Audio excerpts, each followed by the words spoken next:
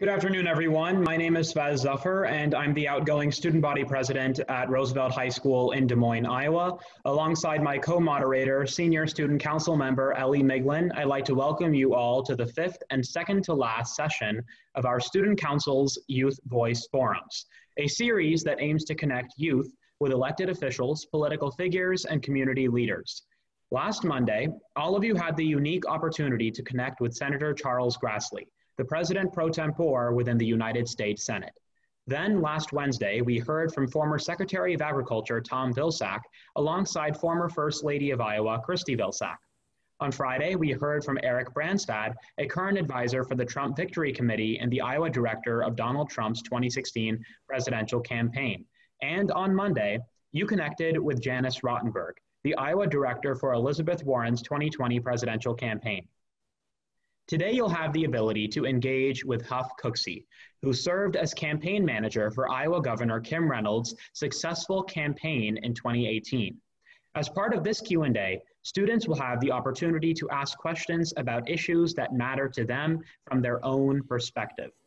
Today's Q&A will be the fifth of 6 that we have scheduled with bipartisan leaders and political visionaries.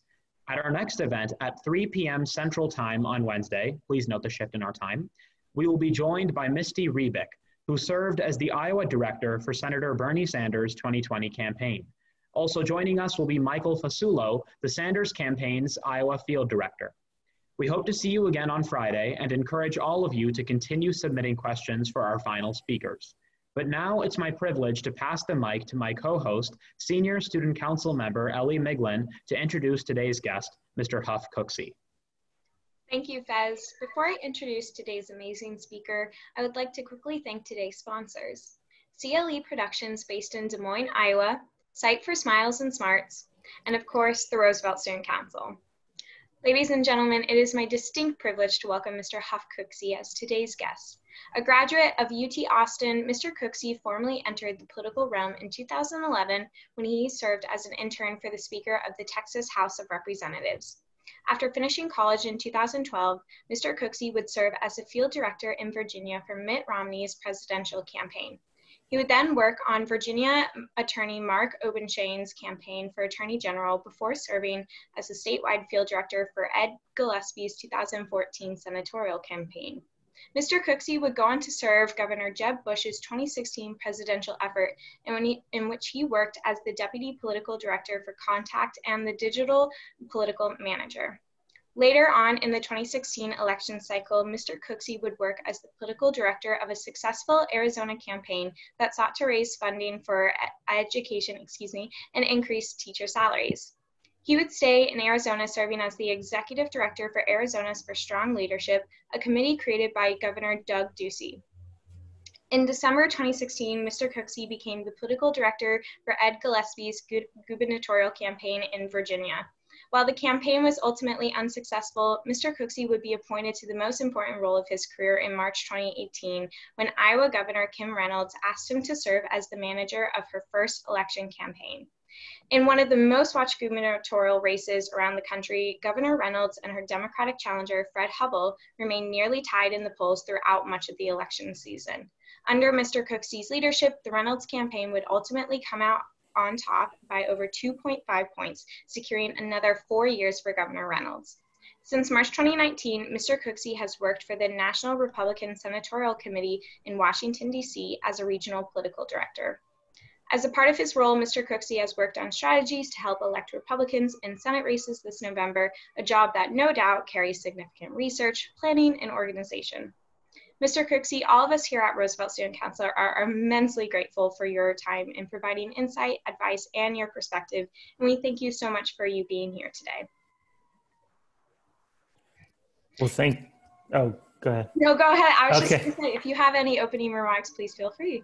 Yeah, of course. Well, Ellie and Fez, thank you for having me on. I know I've gotten a chance to interact with Fez a lot in 2018, but Ellie seemed just as impressive, and it's really, really great what you all are doing at Roosevelt, not only for your students or for your classmates, but for other students around Iowa and around the country for that matter. So look forward to seeing you both in this world, this political world, I'm sure, down the road.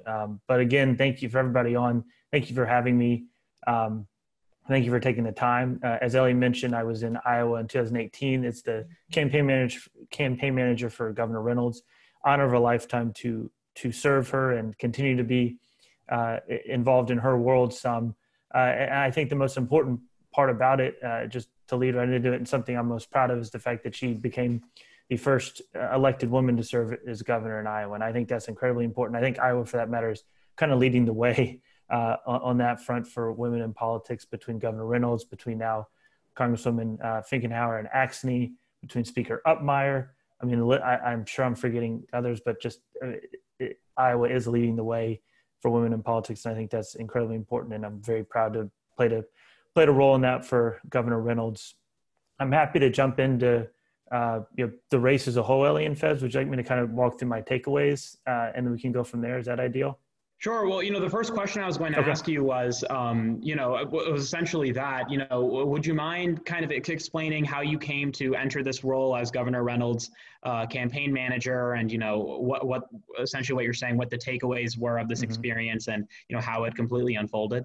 Of course. Well, to that first point, just a small world story, and it's important for everybody watching. One of the biggest life lessons is never burn any bridges and keep up relationships. And I say this because the reason I was brought into Governor Reynolds' campaign is twofold. My first boss out of college, Sarah Craig Gongol, who is now the governor's chief of staff, is the one that asked me to come out to help on the Iowa campaign.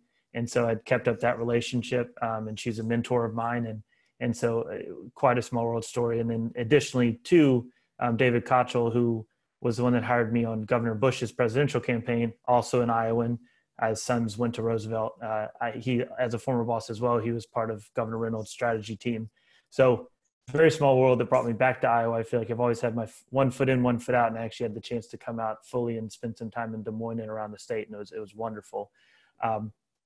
But second to that, the actual race takeaway, I will say, a couple of things I wanted to highlight on why 2018 I think was such an interesting experience and a special experience is, and Ellie alluded to this, going into Election Day, the Iowa governor's race was seen as the most competitive, tight race in the country. And I think you saw a lot of back and forth, both on the spending side and the messaging side between Governor Reynolds and Fred Hubbell. And I think one of the biggest takeaways I'll say, leading into Election Day and following Election Day, that I thought was really unique, and I think a testament to Iowa being the independent kind of purple state that it is that there were over 30,000 voters that voted for Governor Reynolds and either Congresswoman Axney or Congresswoman Finkenauer in their respective districts. And that basically makes or break the race when you think about it. And I think it's looking back, it's just one of those interesting anecdotes that I think shows how Iowans, for the most part, do vote for the person and what they believe in, for that matter, rather than the party in some cases. And I thought that was a really fascinating takeaway. The other thing, too, that I think 2018 really showed us is the increasing rural and urban divide that we see in electorates around the country, not just in Iowa, but around the country. I mean, you saw the turnout in Polk County alone was dramatically beyond any previous midterm or off-year elections. And but then twofold, looking at rural Iowa, Governor Reynolds being able to run up the score in 20, 30, I don't have the top of my head, but specifically 20 or 30 rural counties allowed her to overcome that Polk County deficit.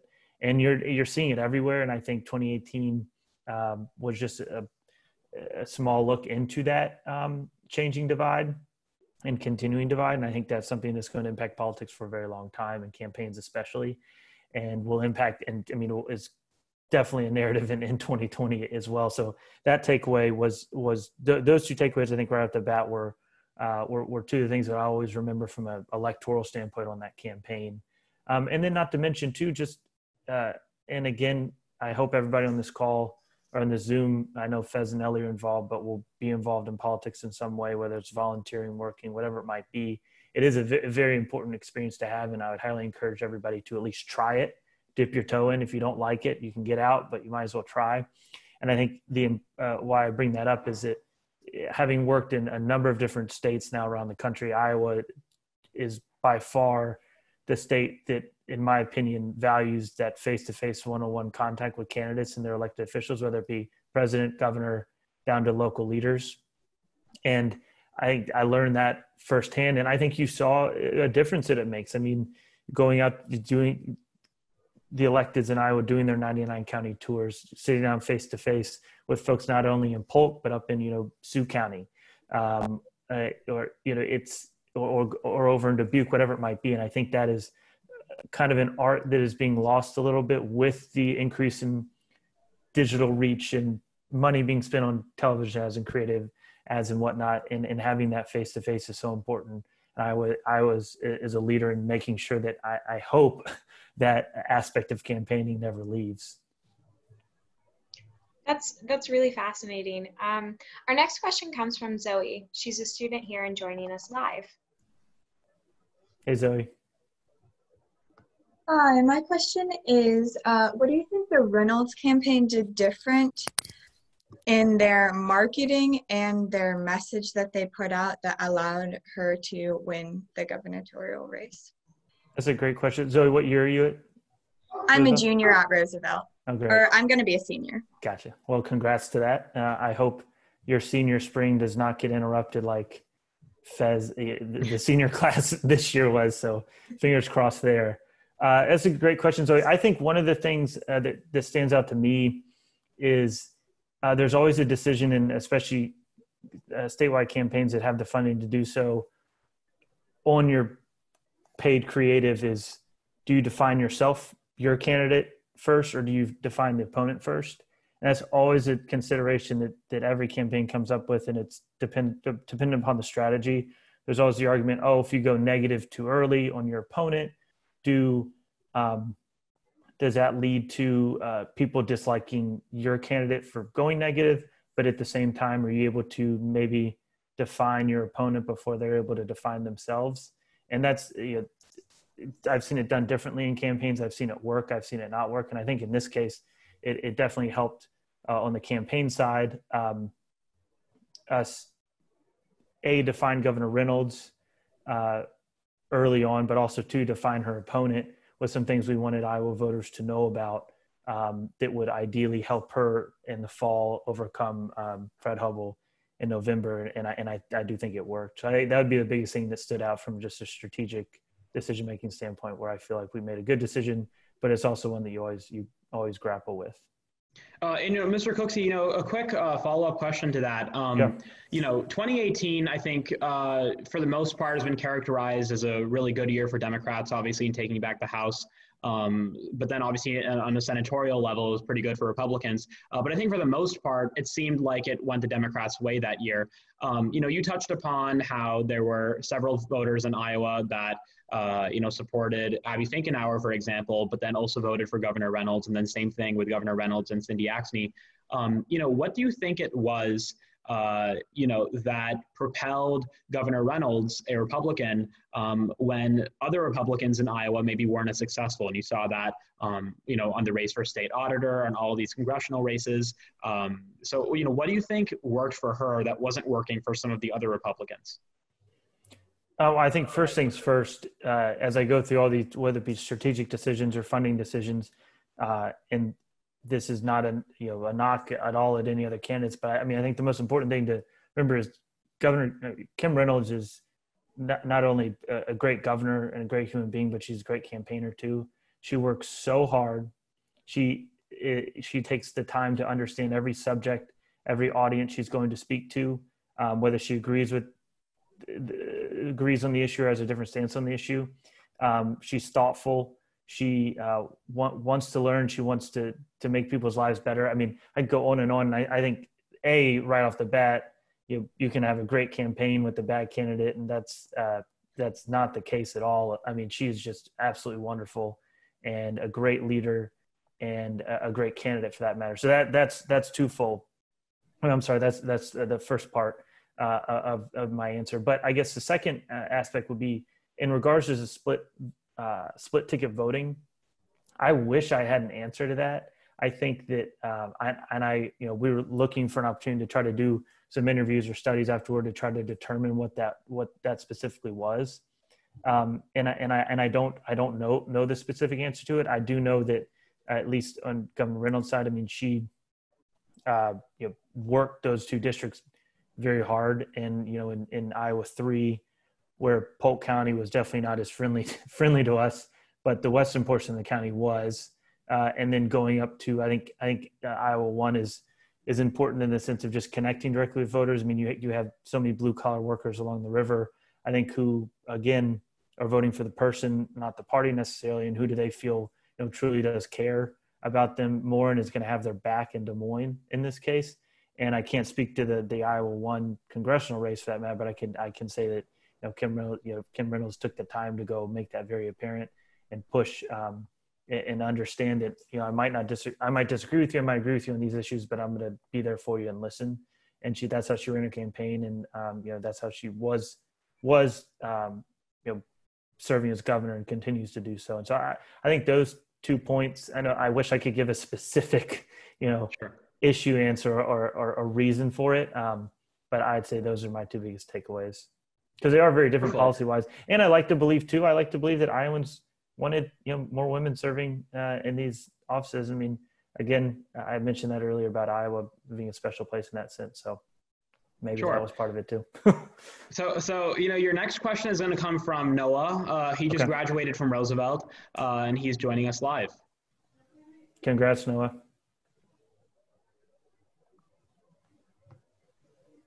Hello. Hey, Noah. How would you say that your general campaign like strategies have changed between the different campaigns that you have been a part of? And do you think that the past Obama administration and the current Trump administration have affected how your campaigns were run? Great question, Noah, and congrats again on graduation. I'd say one of the biggest differences is over the years has been the amount, you know, more and more money is being spent in campaigns. I'd say that aspect is definitely changing. And I'll say the digital aspect of campaigning from back in 2012, you saw it with during Obama's campaign of kind of being revolutionary in the sense of what they were doing. And now it's, you know, turned over even now to the Trump campaign. I mean, the amount that they're investing in digital and the amount of small dollar money they're able to raise on digital is just, it has changed the entire, I think, campaigning atmosphere. Your ability to go in and target groups of voters down to, for instance, the Roosevelt Student Council, I mean, is just for next to nothing cost-wise with the specific message that you're polling or micro-targeting data universes have said will ideally resonate with these groups of voters is changed the entire art of campaigning. It's no longer run a couple of TV ads in the fall and make sure that people turn out on election day. We have to be talking to these voters online because some states, for example, in Maine, people are going to be requesting their ballots as early as beginning of August that will impact the November election. So that digital side, I just think is continuing to grow and continuing to influence more and more people. And you're seeing now, even with these companies like Facebook and Google, for that matter, them trying to monitor political ads. Facebook just announced today that they're allowing users to opt out of any political advertising on their Instagram feeds or their Facebook feeds. That changes everything even more so now. And so I think that will continue to be the biggest change in campaigning. I think to your second point about differences in administrations, I mean, I think, you know, whoever's in the White House, you always have, there's someone, Senate races, governor's races, House races can run against. And so and I say this, unfortunately, I think campaigning is more effective when you're running against something than for something, at least in motivating people. And I think that'd be the biggest change in how campaigns are run. You know, during the Obama administration, Republicans had the opportunity to run against Obama and his policies. And now during the Trump administration, Democrats have the opportunity to run against Trump and his administration, their policies. And those are motivating factors. Our next question comes from Adrian, a student who is also joining us live. Hey, Adrian. Oh, hi, Mr. Cooksey. My question to you was, why did you choose a career path into politics? Awesome. Adrian, what year are you? I'm actually going to be a sophomore and I'm going to be going to the new Johnston High School. Oh, nice. Well, great. Well, thanks for your question. That is a good question, and I know I mentioned it earlier, but I got some advice when I was a senior in college that said if you have, and I grew up outside of DC in Northern Virginia, and so I always had, and my parents were involved in politics to a certain extent, so I always had an interest in politics. But someone gave me some really good advice going into college, and especially, and I had the opportunity because it was a presidential election year with Mitt Romney running against President Obama and it was, if you have any interest in politics, try a campaign. It's 6 months. You'll either love it or hate it. You can do anything for 6 months though. Anybody can.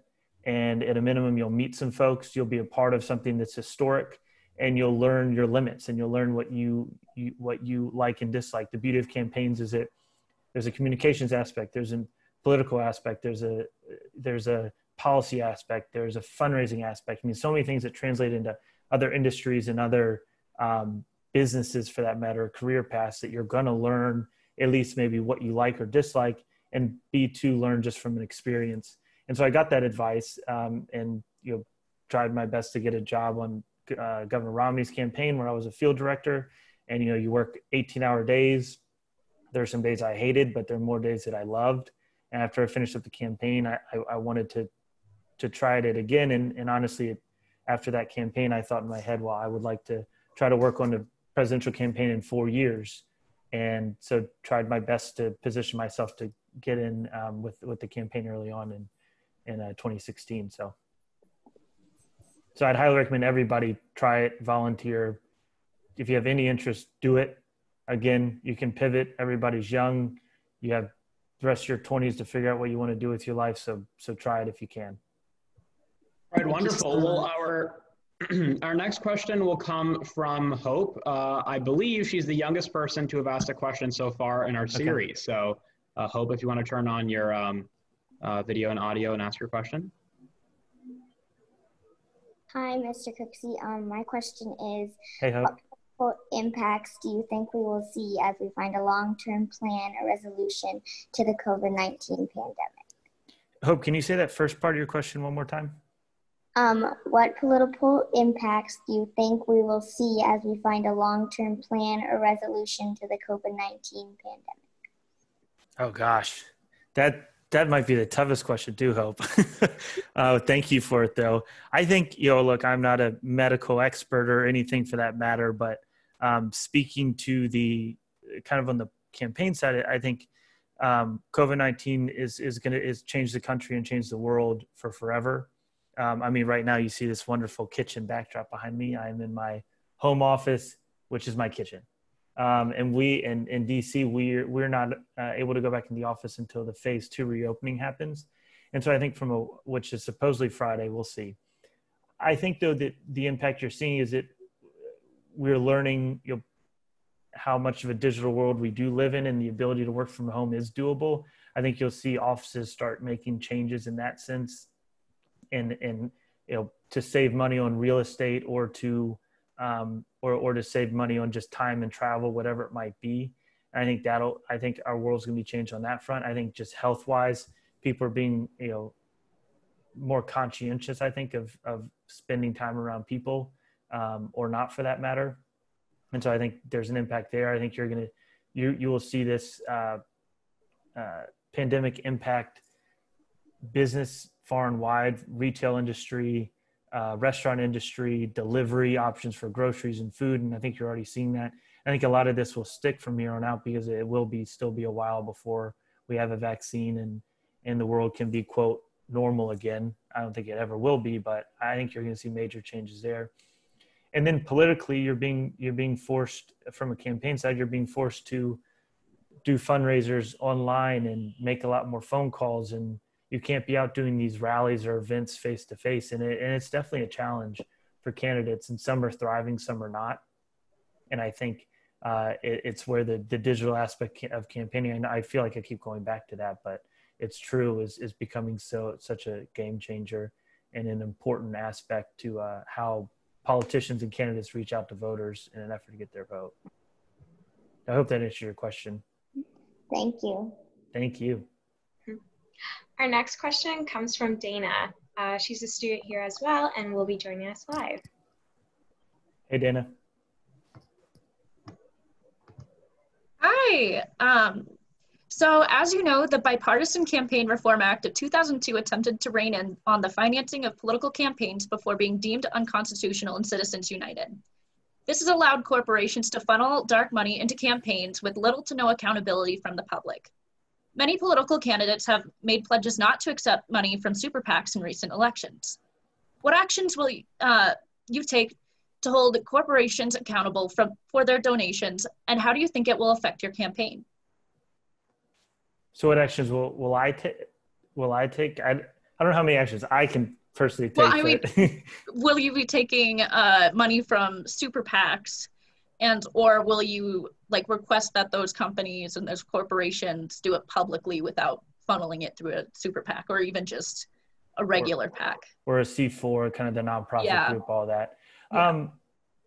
I think, so here, just kind of a rundown on, at least didn't necessarily experience a lot of that in 2018 necessarily.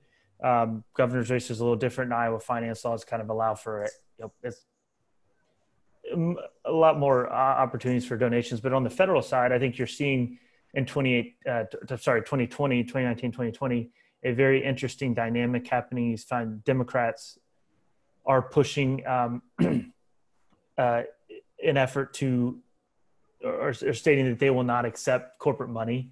But what you're finding is that the money is not being accepted directly to their campaigns, but it's being accepted by, for example, leadership PACs, which are every candidate has, that are PACs that don't require disclosure necessarily, or they technically can't control, but then that money does funnel into their campaign in some way. So you're seeing workarounds, and I think it does evolve from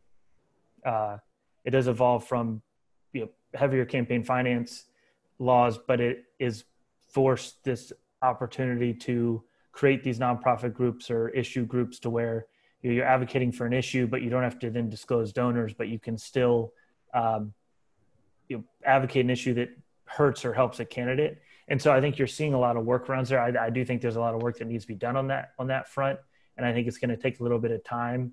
There's been arguments made to say, okay, well, you should just have to make disclosures every day. You can accept money from whomever, whatever, but you disclose that every day. I know that's one side of campaign finance, but then there's also the other side that you limit total donation caps, which you already have on the federal level, but you limit donation, or you have donation caps for nonprofits. So I think there's a lot of work to be done. There are workarounds. I would say on the Republican side, they're a little more open about, we'll accept, super PAC money, whatever it might be, and Democrats might not say that, at least this cycle, but there is Democrat candidates are still accepting it via these groups that don't have to report, and then it gets into their campaign. So it shows how much money there is in politics, and a lot of it is needed to get your message out, to be honest. But there's still some there's still a lot of money out there that still is able to remain hidden, and people take advantage of it. Well, thank you. Mm-hmm. Thanks so much, Dana. And she's a student from Iowa State University. Oh, great. Our next question was submitted by a student who wasn't able to join us live. He attends Grinnell. His name is Nathan Hoffman. And his question is, I think I'd like to know whether opening the state in the face of scientific evidence has noticeably hurt the governor's prospects for re-election, and whether following President Trump's leadership on issues like this is still beneficial to the Reynolds campaign in the future. So as for the reopening, I don't want to, all I can kind of speak to is what I've been following online and following her press conferences and whatnot. And for all intents and purposes, she took advice and made decisions based on what she was getting from her experts at the Department of Health in Iowa. So I would believe that she has made the right decision in every step of the way. And how it impacts the election, though, is a fair question. I don't know. I think it all depends on where we are even a year from now, for that matter. I mean, we're still, there's talks of this resurging or second wave talking about coming in the winter, fall and winter months, and we have to see what happens there. I think I think the impact of COVID-19 is, we're seeing the immediate impacts now, but the long-term impact, both politically, health-wise, community-wise, economic wise is still to be determined. So how it impacts the election, I think we'll know much better in a year, for that matter, as we're getting into this next cycle, and she is up in 2022.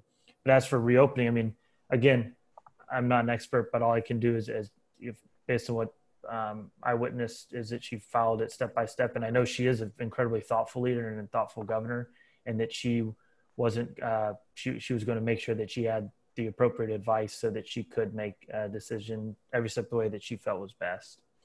You know, I have a follow-up question to that one as well.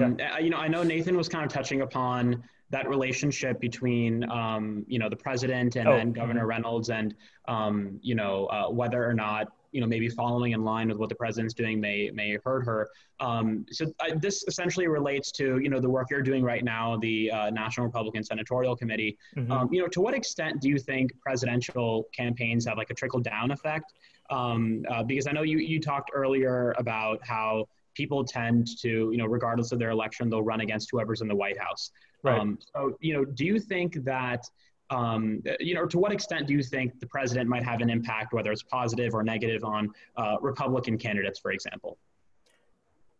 Oh, I mean, there's no question that in a presidential year, on both sides, Democrat and Republican, the candidate or the sitting president, for that matter, will impact Senate races, congressional races. There's no question about it. I mean, from a spending perspective, the presidential campaigns will spend more than Senate campaigns in their respective states, especially in battleground states. And so from a message standpoint, and what's the creative aspect that's out there and the message that's being driven, that will impact races, no doubt about it. And also, too, we live in a continuous kind of national news vacuum to a certain extent, whether it be from cable news, whether it be from Twitter, whether it be from Facebook. And so a lot of that national driving news involves the federal government, involves the president. And so the topic of the day or the issue of the day does trickle down, no question about it, into races below the presidential on both sides. And I think the other aspect, though, too, is that what it brings up, and I think Governor Reynolds has done this often, is that she wants to stand up for Iowans. And so if she has a problem, I know this has come up quite a bit on the trade side, you know, she'll make that known to the president or make that known to his administration. And I think that is the way that she's going to govern, is that she will let her thoughts be known and advocate for or against any policies based on how they impact Iowans. And I think too that I just had one more thought. I think that covers it. Sorry, I just had a fleeting thought and I lost it. But I think those two aspects, I hope that answers the question. But I think those two aspects are things to consider, definitely. For sure.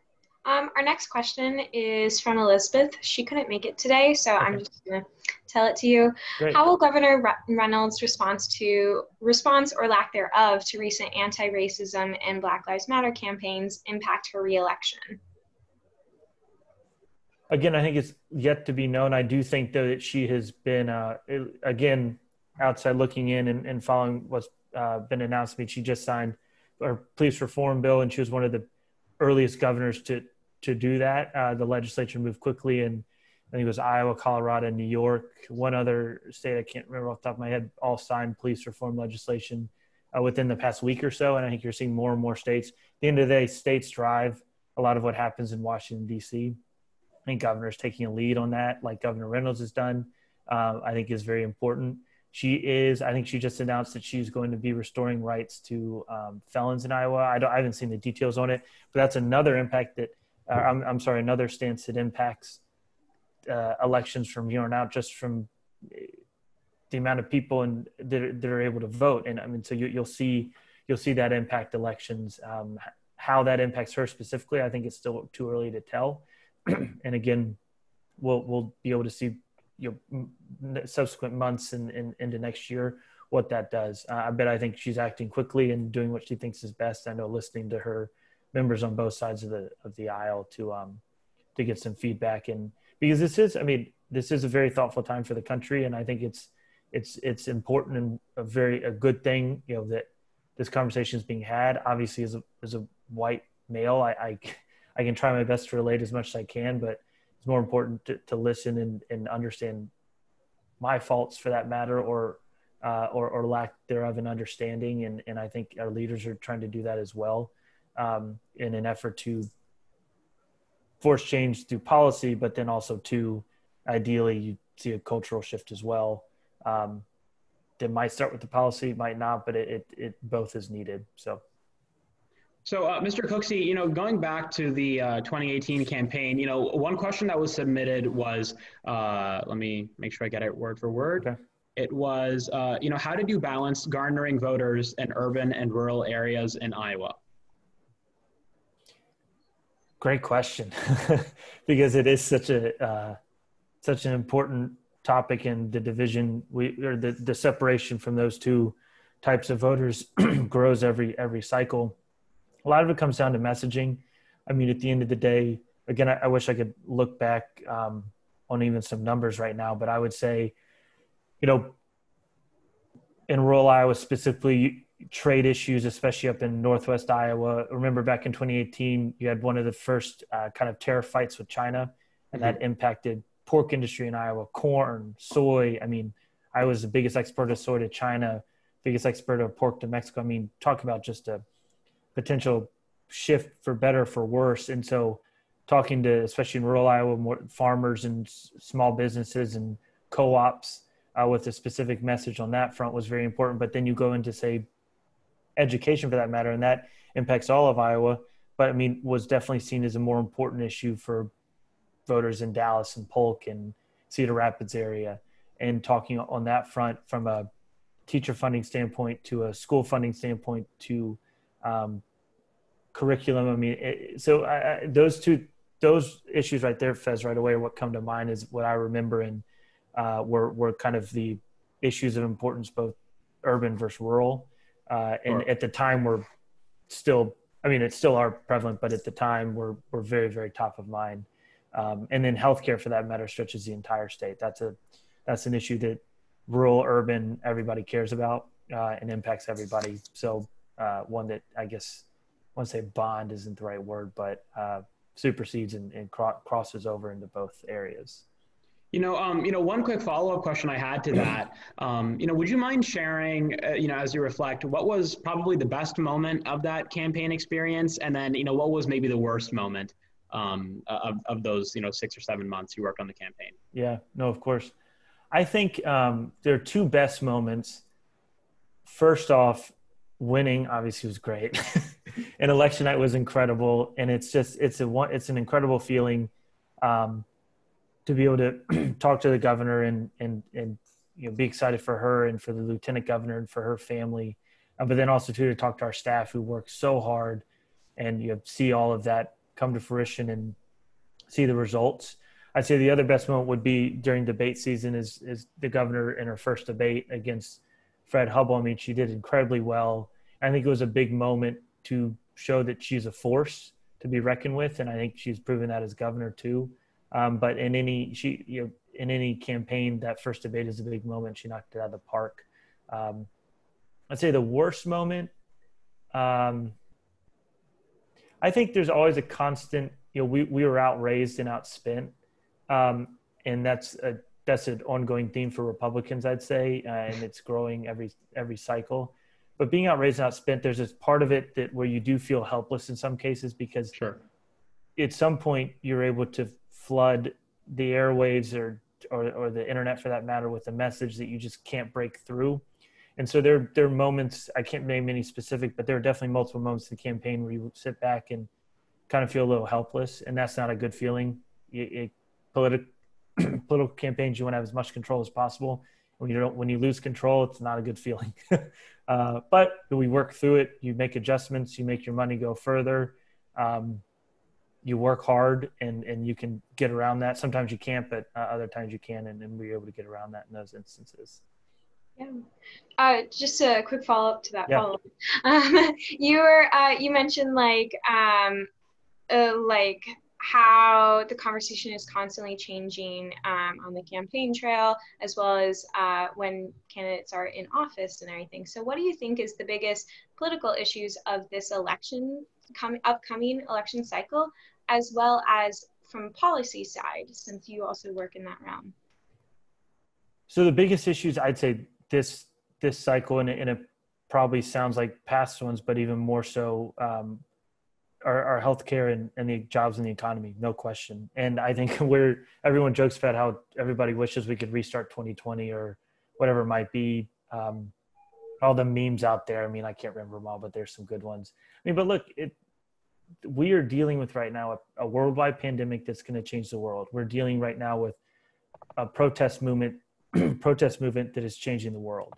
From a political campaign dynamic, we're never going to experience something like this again. And when I just mentioned control, a lot of this is outside of control, of everyone's control. And so I think you're seeing a lot of people taking what's happening with the pandemic and now with the movement for police reform and Black Lives Matter and whatnot, is that people are really honing in, especially on the federal level, to their local state issues.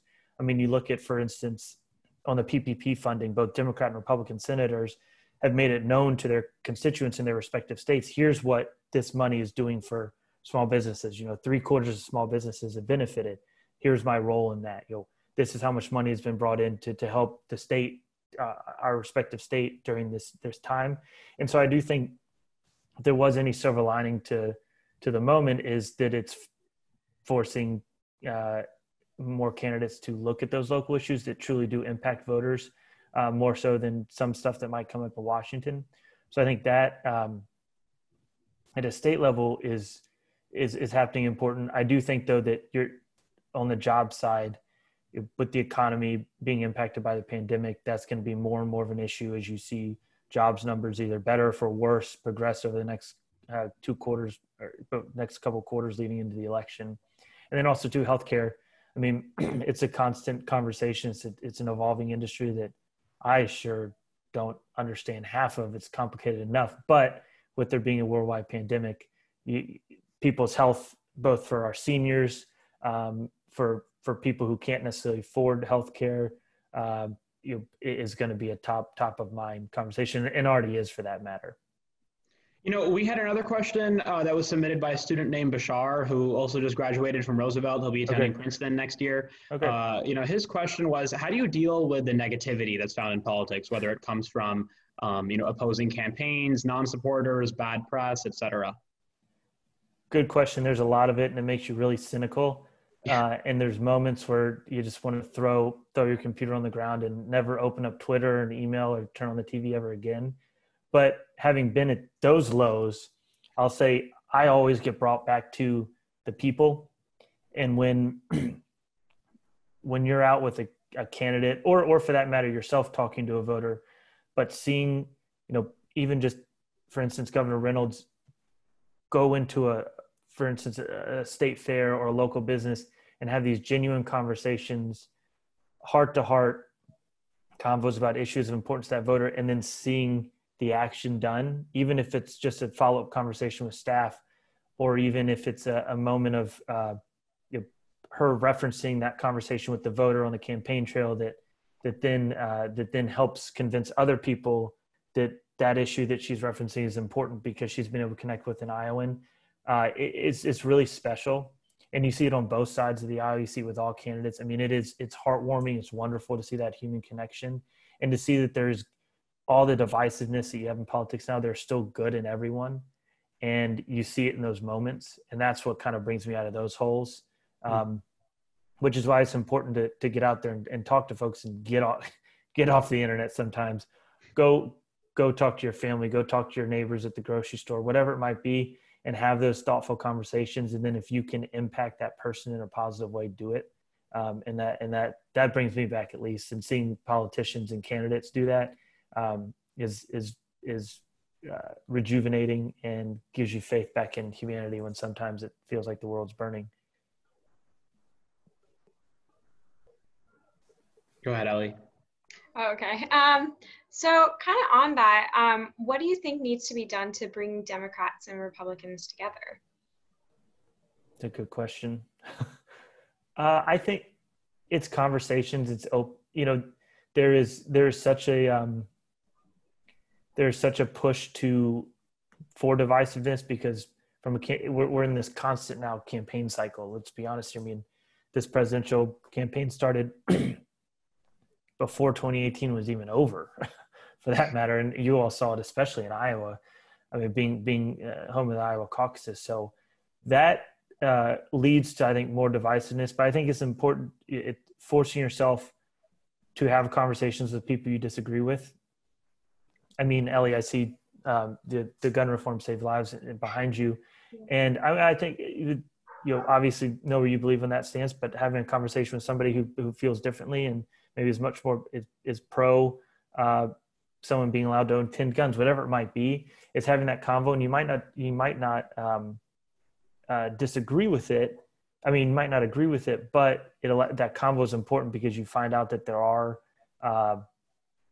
that people do have just a number of similarities and are all good people for the most part. And I think connecting on that front is very important, and having that civil dialogue. I mean, I give a great example is that, too much information for this group. A majority of my family are more Democrats. I obviously work in Republican politics. And I think we constantly have conversations and whatnot, but them meeting, they coming out to Iowa and meeting a lot of Republicans I worked out in Iowa, and, them really liking and enjoying all of them, I think was a good moment for them. And they had conversations about policy that they disagreed on, but it was just a good, East Coast, Democrats connecting with Midwest Republicans. And it was just cool clash. And it allowed them to take different perspectives on both sides on specific issues, because they're regionally different and politically different. So I think having those conversations is the best way to do it. Even though I know sometimes it's not encouraged. So, Mr. Cooksey, our last question for you today is a two-part question. The first part is, what's next for you? After this election cycle, what are your part of your plans? Can we expect to see you running for something in the future? And the second part is, for students who are watching this either now or when we post this online later, what advice can you give students who may be interested in becoming politically involved? I know you touched upon that earlier, but what advice would you essentially give yourself if you were, just finishing high school or college? Of course.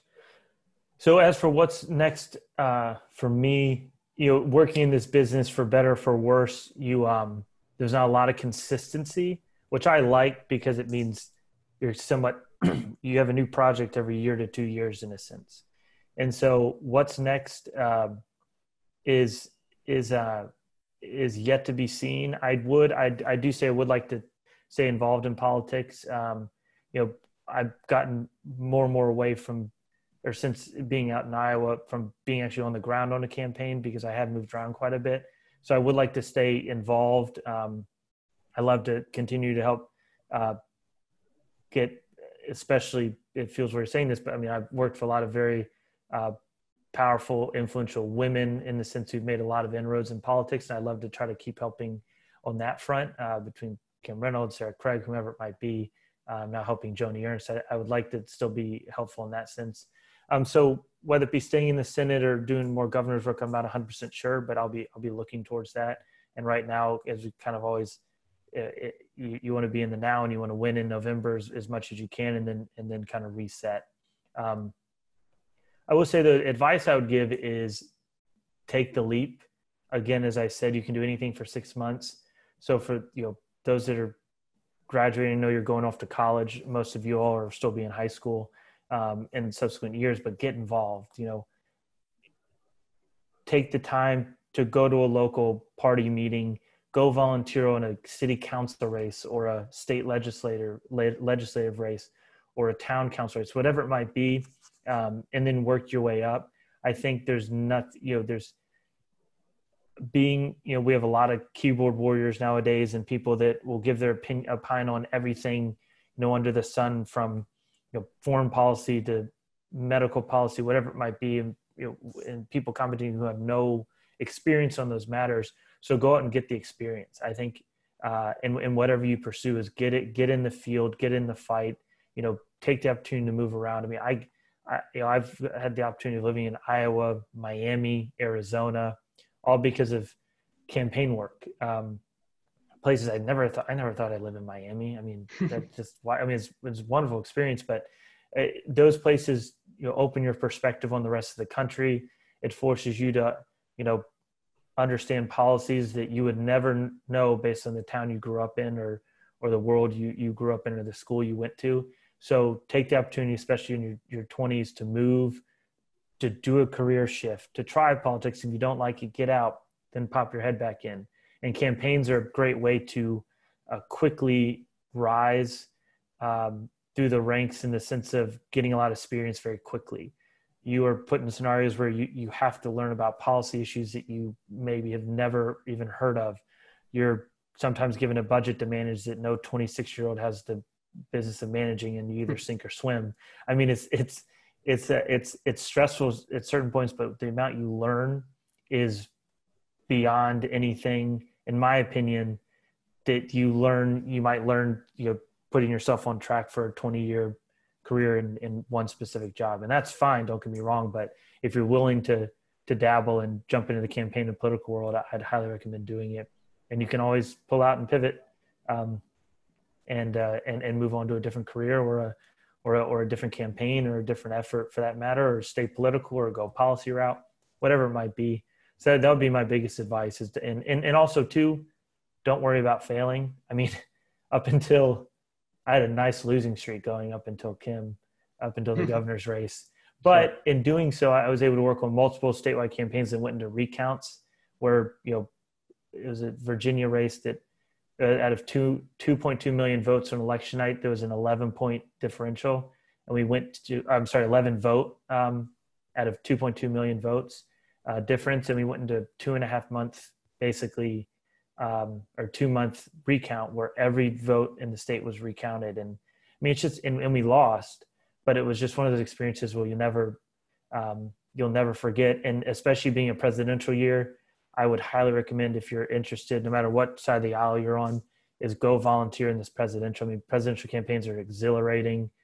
The eyes of the world are on them. And so take advantage. And whether it be for President Trump or Vice President Biden, go volunteer, get involved, travel this summer before you have to go back to school, go to a phone bank, organize on your campus, whatever you need to do. It's worthwhile. And again, you learn a ton, and then it's over and you can move on, or you can continue, which is nice.